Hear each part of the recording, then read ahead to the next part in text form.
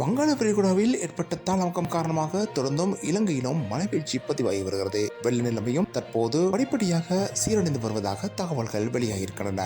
எனினும் தமிழ்நாட்டில் மையம் கொண்டிருக்கும் புயல் சின்னம் இலங்கையிலும் தாக்கத்தை ஏற்படுத்தியிருக்கிறது. வடக்கு மற்றும் கிழக்கு பகுதிகளில் வெள்ள நிலைமை ஏற்பட்டு தற்போது அங்கு நிலைமை சீரக்கப்பட்டு வருவதாக தகவல்கள் வெளியாகியிருக்கின்றன. ஏற்கனவே இலங்கையில் சீரற்ற காலநிலை காரணமாக ஏற்பட்ட அனர்த்தங்களினால் 15 பேர் வரை பலியாகியிருக்கின்றனர். இதில் கிழக்கு மாகாணத்திலேயே அதிக பலியாகினர். மദ്രസா மாணவர்கள் பலர் இதில் உள்ளடங்கியுள்ளனர். வெள்ளத்தை கடப்பதற்காக உளவு இயந்திரம் ஒன்றில் பயணித்த போதே அவர்கள் உயிரிழந்தனர் என்பது இங்கு குறிப்பிடத்தக்கது. இதனை தவிர மண் சரிவு மற்றும் ஏனைய தாக்கங்கள் காரணமாகவும் மின்னல் தாக்கங்கள் காரணமாகவும் இலங்கையில் இந்த 15 மரணங்களும் இடம்பெற்றுள்ளன. இதேவேளை இலங்கையில் காலநிலை சீர்கேடு காரணமாக மரக்கறிகளின் விலையில் கணிசமான அளவு உயர்ந்துள்ளதாக தகவல்கள் வெளியாகியிருக்கின்றன. அதே போன்று மக்களின் இயல்பு வாழ்க்கைக்கும் பாதிப்பு ஏற்பட்டிருக்கிறது. நீண்ட காலமாக சிகிச்சை அளிக்கப்பட்ட நிலையில் தீராத நோயால் பாதிக்கப்பட்டு 6 மாதங்களுக்கு குறைவான ஆயுட்காலத்தை கொண்ட முதியவர்கள் தங்கள் வாழ்நாளை முடித்துக் கொள்ள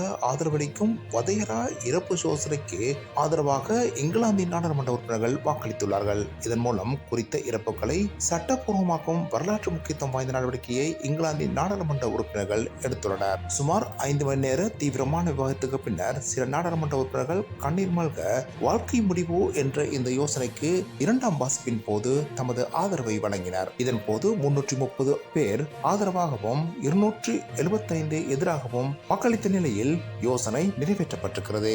இந்த யோசனையின் விதிமுறைகளின்படி 6 மாதங்கள் அல்லது அதற்கும் குறைவான ஆயுட்காலத்தை மாத்திரமே கொண்ட ஒரு பெரியவர், 2 மருத்துவர்கள் மற்றும் ஒரு உயர் நீதிமன்ற நீதியரசர் தமது முடிவை அங்கீகரித்தால் தமது வாழ்நாளை முடித்துக் கொள்ள உதவி பெறலாம். இந்த நிலையில் குறித்த யோசனையை சட்டமாக மாற்றுவதற்கு இன்னும் சில தடைகள் உள்ளதாக தெரிவிக்கப்பட்டிருக்கிறது.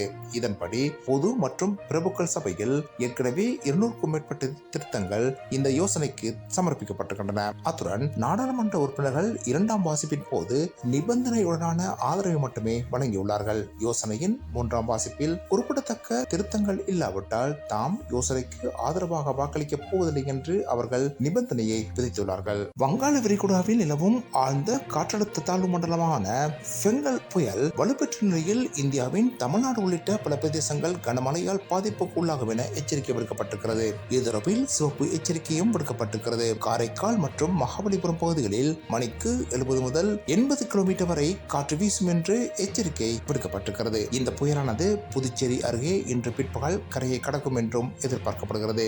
இதன் காரணமாக தமிழ்நாட்டின் சென்னை உள்ளிட்ட 7 மாவட்டங்களில் கனமழைக்கான சிவப்பு எச்சரிக்கை விடுக்கப்பட்டிருக்கிறது. இந்த நிலையில் தென் தமிழக கடலோர பகுதிகள், மன்னார் வளைகுடா மற்றும் அதனை ஒட்டிய குமரிக்கடல் பகுதிகளில் அதிகபட்சமாக 65 கிலோமீட்டர் வேகத்தில் சூறாவளி காற்று வீசக்கூடும் என்றும், எனவே இந்த பகுதிகளுக்கு கடற்றொழிலாளர்கள் செல்ல வேண்டாம் என்றும் எச்சரிக்கை விடுக்கப்பட்டிருக்கிறது. தற்போது சென்னையிலிருந்து தென்கிழக்கு திசையில் 190 கிலோமீட்டர் தொலைவிலும், புதுச்சேரியிலிருந்து கிழக்கு திசையில் 180 கிலோமீட்டர் தொலைவிலும், நாகப்பட்டினத்திலிருந்து வடகிழக்கு திசையில் 210 கிலோமீட்டர் தொலைவிலும் புயல் மையம் கொண்டிருப்பதாக இந்திய வானிலை மையம் கூறியிருக்கிறது. மேலும் திருவள்ளூர், காஞ்சிபுரம், சென்னை, செங்கல்பட்டு, விழுப்புரம், கடலூர், கள்ளக்குறிச்சி, மயிலாடுதுறை உள்ளிட்ட மாவட்டங்களில் உள்ள பாடசாலைகள் அனைத்தும் சீரற்ற காலநிலை காரணமாக மூடப்பட்டுள்ளதாக இந்திய ஊடகங்கள் தெரிவித்திருக்கின்றன.